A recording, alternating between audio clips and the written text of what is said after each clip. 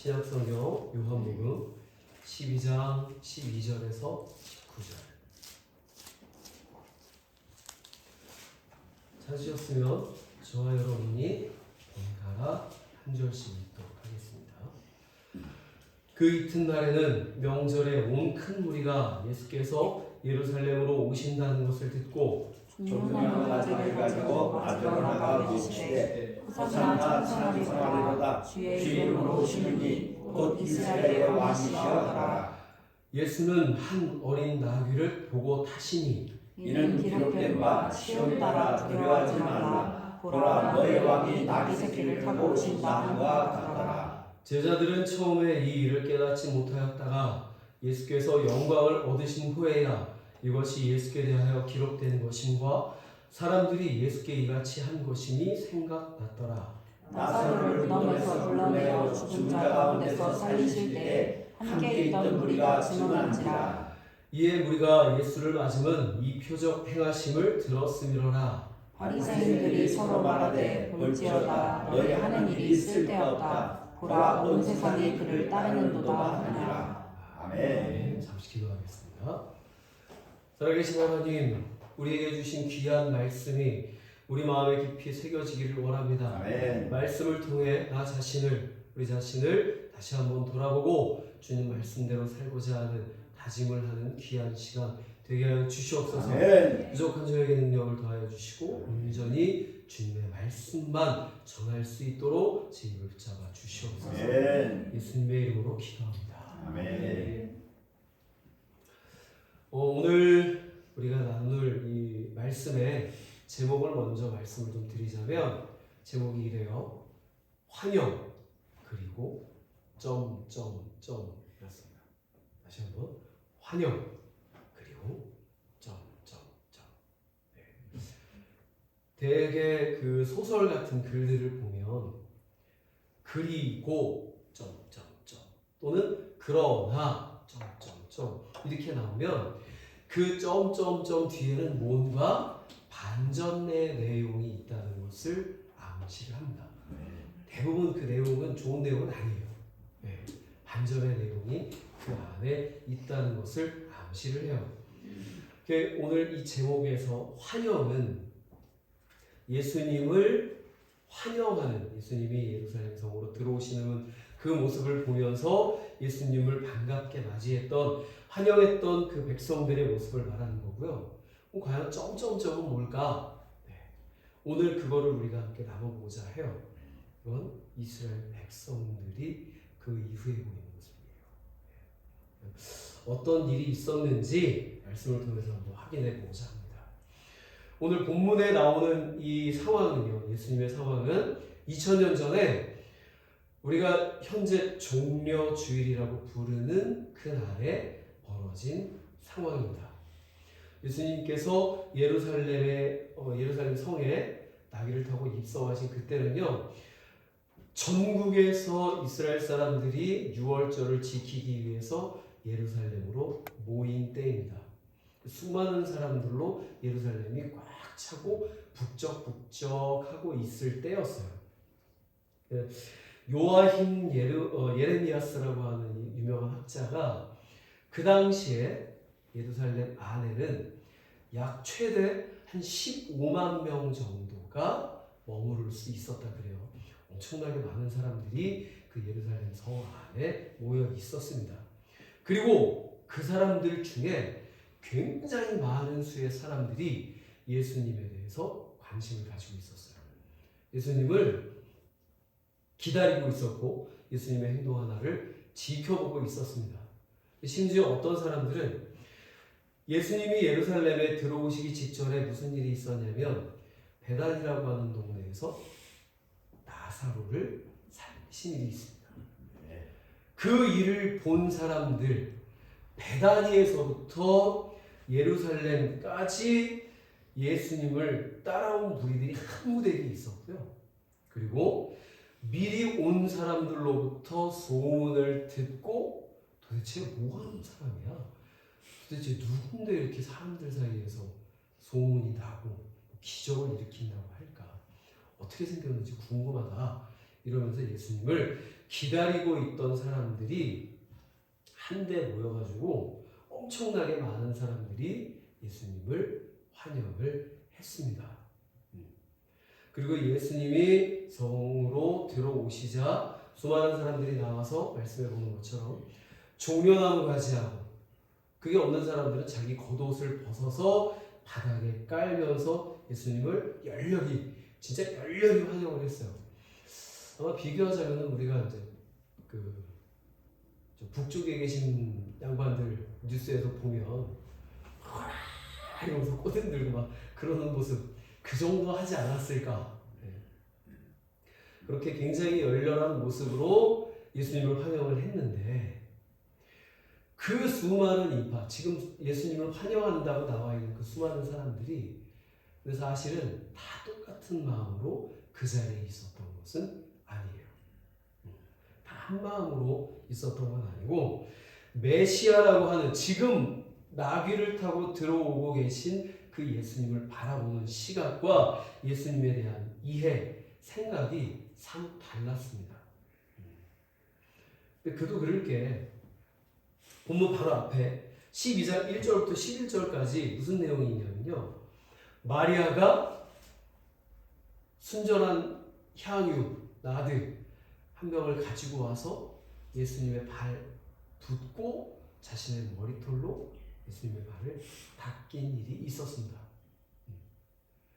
마리아는 예수님을 내 인생을 온전히 뒤바꿔준 은인이기도 하지만 정말 구주로 메시아로 하나님이 보내신 이로 믿고 그에게 자신이 가진 것 중 가장 귀한 향유를 아낌없이 부었습니다. 근데 그 같은 시간에 같은 자리에 똑같은 상황에 있었던 한 사람 유다는요, 그 모습을 보고 저걸 300데나리온에 팔아서 가난한 사람들에게 나눠주지 않고 왜 허비할까 라면서 거짓으로 안타까워하는 모습을 보여요. 그 똑같은 모습을 보고도 이렇게 상황이 다른데 지금 예수님을 이제 처음 본 사람들도 있고 예수님의 기적을 본 사람, 기적을 보고 그것 때문에 따라온 사람들도 있고 아니면 의심의 눈초리로 본 사람들도 있을 것이고 예수님을 적대적으로 바라본 사람들도 있었을 거예요. 근데 여기서 문제를 제기하고자 하는 사람들은 어떤 사람들이냐? 정말 예수님이 무언가 자기들에게 해줄 수 있는 그런 사람이다 라고 예수님을 진심으로 환영했던 사람들이에요. 진심으로 예수님을 막 환영하고 있는 사람, 가짜가 아니라 진짜로 예수님을 환영했던 사람들, 그 사람들에 대해서 우리가 오늘 생각을 좀 해보고 싶습니다. 근데 이 사람들의 마음이 사뭇 다르고 다 같지 않았다는 것을 우리가 어디서부터 유추해 볼 수 있냐면 18절이에요. 이에 무리가 예수를 맞음은 이 표적 행하심을 들었습니다. 네. 여기서 이 표적이라는 게 뭐냐면 나사로를 살리신 기적을 말해요. 예수님께서 나사로를 살리신 후에 그 소문이 급격하게 퍼져나갔습니다. 그 수많은 사람들이 예수님을 대단하신 분이다 생각을 하고 그 중에 예수님을 믿게 됐어요. 근데 이게 얼마나 많은 사람들이 예수님을 믿게 됐는지 이 권력을 가진 사람들, 바리새인과 서기관들이 그 사실 때문에 예수님뿐만 아니라 나사로가 살아있으면 이것도 안 되겠다 아주 나사로까지 같이 죽이려고 했을 정도로 예수님에 대한 소문들이 순식간에 사방으로 퍼져나갔어요. 자신들은 통제를 못할 것 같을 정도로. 본문을 통해서 우리가 이제 그것을 예수님을 살리신 그 일 때문에 사람들이 예수님을 따라왔다는 걸 알 수가 있습니다. 그러다 보니까 그 표적으로 인해서 예수님에 대한 잘못된 기대가 사람들 마음속에서 막 부풀어진 거예요. 예수님이 어떤 분인지, 지금 왜 이곳에 들어오고 있는지 그것에 대한 이해는 사람들 머릿속에서 이미 없어요. 이미 사라지고 예수님에 대한 잘못된 기대만 이만큼 부풀어서 예수님을 바라보고 환영하고 있는 거예요. 18절에 나오는 이 물이라는 표현이 나사로를 살리신 그 일을 듣고 그 모습을 기대하면서 예수님을 따라온 사람을 말해요. 예수님을 보기 위해 이미 많은 사람들이 모여있는 상태에서 나사로의 소생하는 걸 직접 본 사람들이 그 사이사이에 들어가서 자기가 쉽게 표현하면 간증을 하는 거예요. 저 양반 대단하대. 나사로 무덤 앞에 가시더니 돌을 치우라는 거야. 돌 딱 치우라고 딴 것도 안 해. 가더니 나사로야 나와 한마디 하니까 나사로가 죽은 지 진짜 며칠이 지났는데 그 안에서 썩어서 냄새나는 나사로가 붕대를 감은 그 상태로 그대로 나오더라고요. 그 나사로가 살아가지고 지금 같이 다니고 있잖아요. 사람들이 이 얘기를 자기가 직접 보고 경험한 걸 막 얘기를 하고 다니는 거예요. 간증하고 있는 거예요. 우리도 그런 간증 집회 많이 하잖아요. 얼마나 많이 했어요. 그러니까 사람들이 그 얘기 들을 때 막 솔깃한 거예요. 진짜? 진짜 그런 일이 그게 가능한 얘기야? 그래서 어떤 사람인가 궁금함이 더 많은 사람. 도대체 예수가 어떤 사람이길래 궁금한 마음이 가득한 사람들이 더 많은 사람들을 불러들여서 아주 큰 무리가 됐습니다. 네. 이걸 우리식으로 좀 쉽게 표현하자면 이런 거예요. 교회를 나오는데 왜 나오게 되냐? 예수 믿으면 축복받아. 예수 믿으면 축복받아. 예수 믿으면 병 고침 받아. 야, 저 집이 그전에는 별 볼 일 없었는데 교회 나가기 시작하더니 그렇게 일이 잘 풀리더라. 그러면서 지금 축복받아가지고 교회 나가서 일이 잘 풀려가지고 지금 저렇게 잘 살아. 간증 집회하러 올라온 사람들이 권사님, 장로님, 뭐 집사님 이런 분들 또 목사님도 올라오셔서 제가 하나님 앞에 11조를 온전한 11조를 드렸더니 하나님이 내게 10배, 100배의 축복을 하셨어요. 또 어떤 분은 제가 하나님 앞에 재산을 다 팔아가지고 교회 건축할 때 큰 공을 드렸더니 하나님이 저에게 수십 배의 축복을 허락하셨습니다. 예전에 제가 직접 봤던 건 그 부흥회 때 부흥회 강사로 오신 목사님이에요. 그러더니 이제 어느 교회를 건축하는데 자 우리 헌금 좀 합시다. 거기 건축이 필요하다는데 헌금합시다. 그랬더니 같이 온 장로님인 것 같아. 그 교회에서 장로님 1억 하실 거면 일어나시고 아니면 나가라. 그러니까 그 장로님 가만히 있다가 딱 일어나서 고개를 숙이고 가만히 계시다가 박수치고 다 박수치고 그리고 이제 안 치더라고요. 그 상태에서 그 장로님이 밖으로 어떻게 나가요 그거. 일어나야지. 근데 그 정도 감당할 만한 재력이 있는 장로님인 것 같기는 해요. 그러면서 그 목사님이 하셨던 말이 저 장로님은 내가 하는 말에 한 번도 불순종한 적이 없다. 얼마나 하나님이 물질을 축복을 많이 해주는지 1억 한 번에 하는 거구나. 그래서 얼마나 그 장로님 자랑을 했는지 몰라요. 예, 흰돌산 기도원에서 있었던 일입니다. 근데 주위에 있던 저부터도 그 얘기를 들으면서 그때 무슨 생각을 했냐면 하나님 앞에 최선을 다해서 헌신해야지. 그 이면에는 내가 드리면 거기서 하나님께서 영광 받고 끝나는 게 아니라 무언가 더 있겠지. 드린 것 이상으로 30배, 60배, 100배의 열매가 있겠지 하는 마음이 은연중에 따라오는 거예요. 지금 예수님을 보는 사람들도 똑같은 거예요. 괜히 예수님을 환영하는 게 아니라 예수님이 그런 기적, 그런 놀라운 사건들을 보이는 분이라면 지금 우리가 처한 이 상황을 뒤바꿔줄 수 있지 않을까. 이런 기대를 하고 예수님을 환영하고 있는 중입니다. 근데요, 과연 지금 이 사람들이 예수님에 대한 제대로 된 관심을 가지고 있는 걸까? 예수님을 제대로 알아보고 있는 걸까? 그런 간증을 들을 때 그 간증을 듣는 우리의 마음은 초점이 과연 어디에 있었던가? 이런 걸 한번 생각해 볼 필요가 있을 것 같아요. 예수님은 예루살렘 성에 들어오실 때 나귀를 타고 오셨다고 되어 있습니다. 오늘 말씀에도. 그리고 요한복음에는 기록되어 있지 않지만 제자들을 미리 보내서 나귀가 있을 건데 가지고 와라. 주인이 혹시 뭐라고 하거든 주께서 쓰시겠다 하라. 그러면 줄 거다. 이미 모든 것이 계획 안에 있었고 나귀를 탄다는 게 무슨 뜻인지를 분명히 알고 그 일을 행하신 거예요. 분명히 의도가 있는 일이었어요. 근데 무슨 의도냐? 나귀를 탄다는 것이 평화와 화해를 위해서 온다고 하는 상징이에요. 평화와 화해를 위해서. 예수님은 분명히 그 의도를 가지고 나귀를 타고 왔는데 이스라엘 백성들이 지금 말하는 건 평화, 화해, 왜? 우리가 로마하고 머릿속에 그런 건 전혀 있지 않는 거예요. 힘에 의한 정복을 바라고 그런 역할을 해주길 바라고 예수님을 보고 있었어요.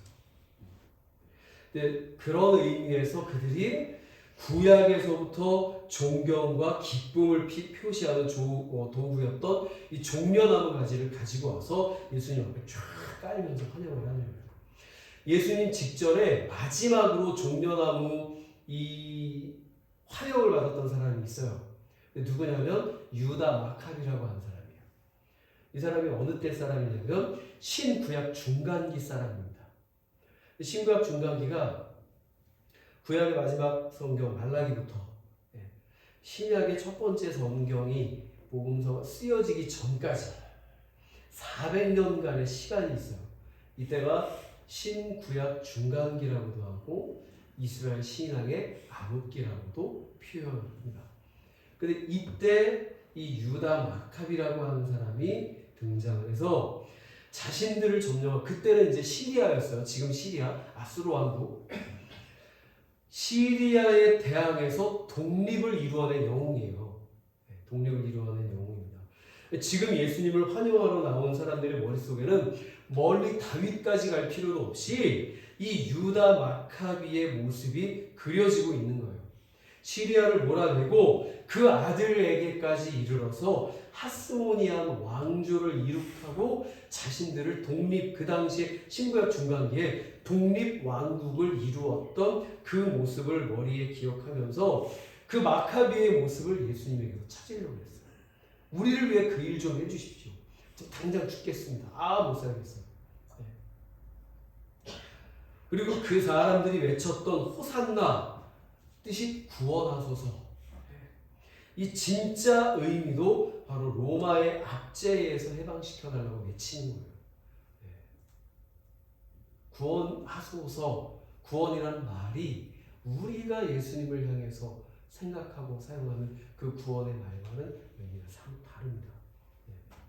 그들 나름대로의 기준과 그들이 요구하는 표적에 예수님이 부합될 것이다. 그렇게 해주실 것이다 라고 생각했기 때문에 이렇게 예수님을 받아들였던 거예요.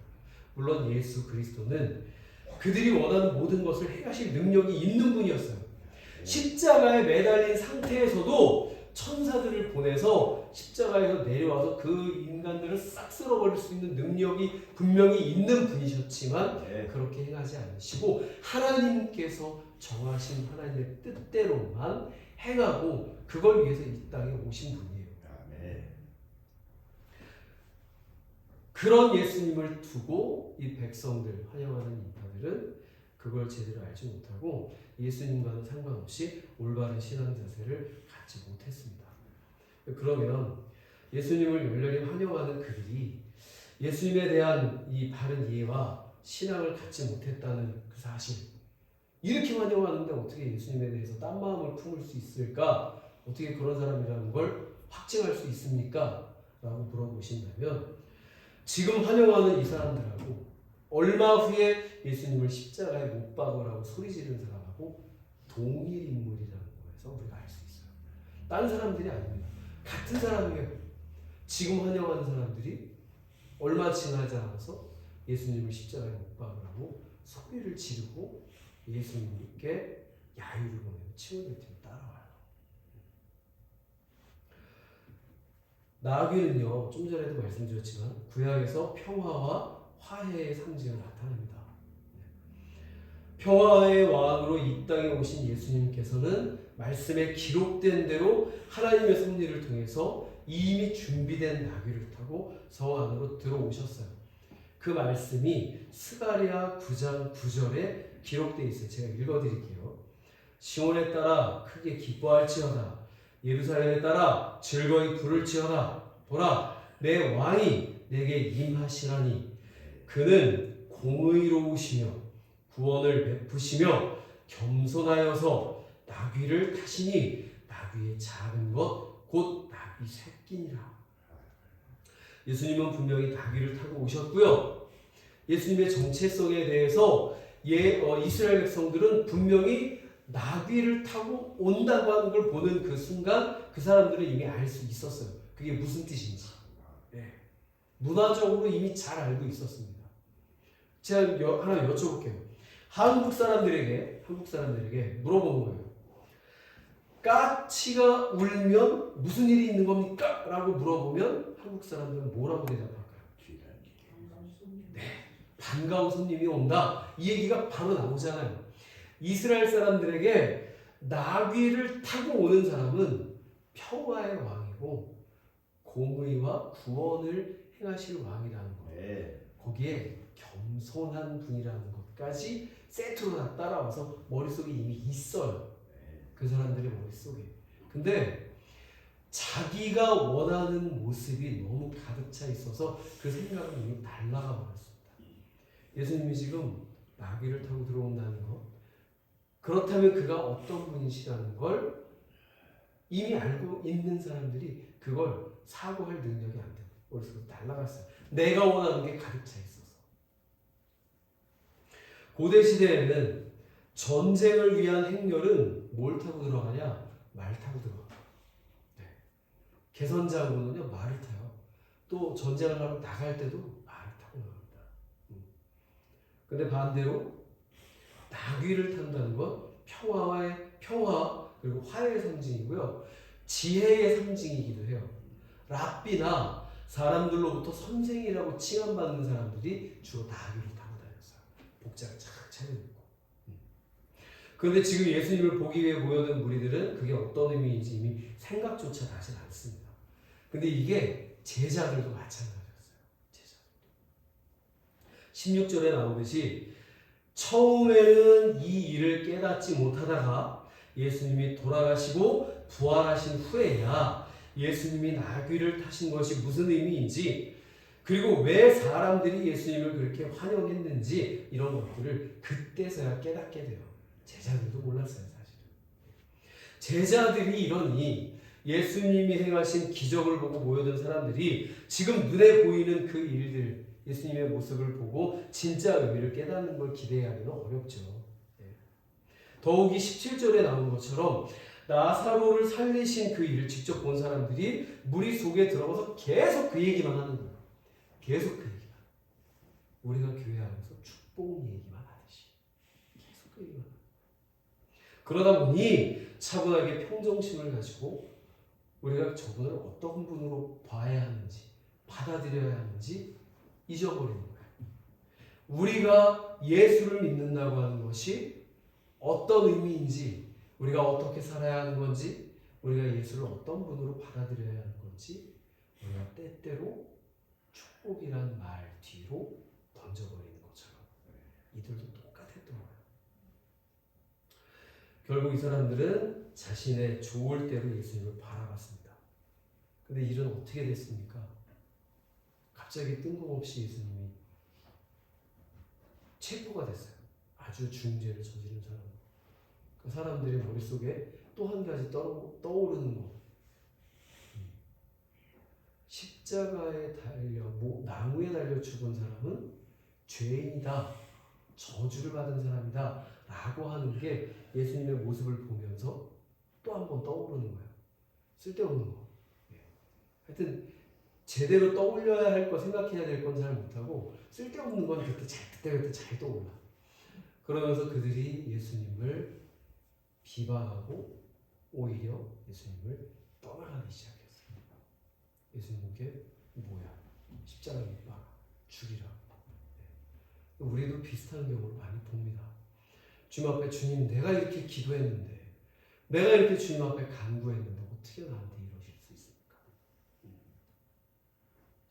근데 사실 주님이 우리를 위해서 이 땅에 오셔서 다 주셨는데 우리는 더 달라고 내가 원하는 걸 달라고 주님 앞에 불평불만하고 있을 때가 저는 그래요. 저 종종 있는 것 같아요. 우리 모습을 돌아보면 지금 이 본문에서 본 이 사람들의 모습과 하나도 틀릴 게 없다. 예수님이 우리를 평안케 하시고 축복하실 때는 좋다고 주님 영광 받으셔서 찬양하지만 그렇지 못할 때는 주님 나한테 왜 이래요? 삿대질하고 불평불만하고 주님이 우리에게 해주신 건 잊어버리고 예수님께서 예루살렘으로 입성하실 때 우리들은 화려하고 영광스러운 다른 꿍꿍이를 가지고 예수님을 환영했지만 주님은 자신이 받을 고난과 십자가의 죽음을 생각하고 있었습니다. 제자들과 무리는 이제 곧 자신들의 꿈과 기대가 이루어지기를 바랬지만 예수님은 인류 구원을 위한 하나님의 뜻이 이루어지기를 자기를 통해 이루어지기만을 원하고 있었어요. 제자들과 무리는 로마와의 전쟁을 불사하겠다는 항전의 자세를 가지고 있었지만 예수님은요 전쟁이 아닌 평화를 생각하고 있었어요. 또한 제자들과 무리는 영광과 화려함을 기대하고 있었지만 예수님은 고난과 십자가의 길을 죽으심을 생각하고 있었어요. 완전한 동상이에요. 완전한 동상. 마리아와 유다처럼 예수님과 무리처럼 또 예수님과 무리처럼 때때로 사랑하는 성도 여러분, 우리는 다 주님을 따르는 사람들입니다. 맞으시죠? 이렇게 고백하시죠? 네. 그리고 주님의 오심을 지금 이 이스라엘 백성들만큼이나 기다리는 사람들입니다. 아멘. 그리고 우리는 지금도 주님을 따르고 있어요. 하지만 주님을 따르면서도 주님과 상관없는 행렬에 속해서 주님이 가신 그 길이 아니라 전혀 다른 길을 간다면 그게 우리에게 무슨 의미가 있겠어요? 예수님을 믿는다. 믿으면 그 길을 따라가야죠. 내가 원하는 길이 아닌 내가 원하는 모습이 아닌 주님이 나에게 원하시는 모습. 주님이 나에게 원하시는 길. 종려주의를 지나는 이 시점에서 과연 우리가 예수님을 환영하고 예수님의 이름으로 하나님께 기도하고 구하는 모든 것들이 이 무리의 것과 같지 않은지 확인해 볼 필요가 있겠다 싶어서 오늘 말씀을 한번 나눠봤어요. 만약 이 무리들과 같은 마음으로 우리가 예수님을 기대한다면 우리도 이 사람들처럼 똑같이 실망만 하게 될 거예요. 똑같이. 그리고 예수님을 향해서 도를 날리는 사람이 될 수밖에 없습니다. 19절에 19절 한번 보세요. 예수님 주위에 너무 많은 사람들이 모여드니까 바리새인들이 그걸 지켜보다가 이런 말을 해요. 서로 얘기하는데 볼지어다 너희 하는 일이 이제 쓸데없다. 보라 온 세상이 그를 따르는도다. 온 세상이 따라요. 수많은 사람들이 예수님을 따르는 모습을 보고 이 사람들이 완전히 당황을 해가지고 예수님을 죽이기 위해서 세웠던 계획들이 야 이제는 다 쓸데없게 됐구나. 이제 쓸모없구나. 야 사람들이 저렇게 따르는데 우리가 어떻게 할 수 있겠는가. 오히려 바리새인들이 실망했어요. 이 모습을 보고는. 근데 그 상황이 바뀌기에 시간이 얼마 걸리지 않습니다. 아이러니하게도 예수님을 따르는 이 무리들로 인해서 쓸모없어졌다고 생각했던 이 바리새인들의 음해 계획이 이 사람들 때문에 오히려 힘을 받고 시작이 돼요. 예수님을 바르게 알고 바르게 보지 않고 바르게 따르지 않으면 예수님을 따르는 무리가 오히려 예수님을 해칠 수 있다는 사실을 우리가 봐야 되는 거예요. 예수님을 믿는다고 하는 우리가 예수님을 위해서 모였다고 하는 이 교회가 하나님의 자녀라고 하는 우리가 예수님을 바로 알고 바로 따라가지 않으면 우리로 인해서 예수님이 받으셔야 하는 영광은 한순간에 사라지고 지탄과 비난만 남게 될 겁니다. 제자들이 나중에라도 말씀이 이루어지는 것을 깨달아서 그것을 통회하는 마음으로 후대를 위해서 당신들은 우리와 같은 실수를 저지르지 마십시오. 이 글을 보고 예수님이 누구신지 분명히 깨달아 알고 하나님의 감동으로 된 이 글을 보고 주님을 알아 구원받으십시오. 이런 목적으로 전해준 이 말씀을 우리는 마음에 깊이 새겨서 예수님 가신 그 길을 바로 보고 바로 따라갈 수 있기를 바랍니다. 이제 말씀의 제목을 우리가 한번 마무리를 쳐볼게요. 제목이 이거였죠. 환영 그리고 정점점. 말씀에 나온 무리의 모습대로 제목을 마무리를 짓자면 환영 그리고 박해, 환영 그리고 박대, 이렇게 아마 제목을 지을 수 있을 것 같아요. 그러면 여러분들이 이 제목을 마무리를 짓는다면 여러분 어떻게 하시겠어요? 여러분, 내가 직접 이 제목을 마무리를 짓는다. 어떻게 하시겠습니까? 제가 정해드리진 않을게요. 여러분께서 앞으로 삶을 통해서 이 제목을 진짜 하나님 마음에 쏙 드는 제목으로, 하나님 머릿속에 마음에 딱 새겨질 만한, 하나님을 기쁘시게 할 만한 그런 제목으로 삶을 통해서 마무리 지을 수 있기를 부탁을 드립니다. 기도하겠습니다. 살아계신 하나님, 예수 그리스도 그 하나밖에 없는 아들을 우리에게 주셔서 그 아들로 말미암아 우리 구원의 길을 여셨습니다. 아들이 이 땅에 위해 오신 것은 우리를 죄에서 구원하시고 주님의 길을 따라, 주님은 먼저 가시지만 성령과 함께 동행하다가 주님 다시 오시는 그날 주님 손잡고 천국 문을 열고 하나님 두 팔 벌려 맞이하시는 그 천국에 한 명도 빠짐없이 들어오라고 우리에게 구원의 길을 열어주시기 위해 이 땅에 오셨다는 것을 우리가 분명히 믿습니다. 그 믿음이 흔들리지 않게 하여 주시옵소서. 그 믿음을 내려놓지 않게 하여 주시옵소서.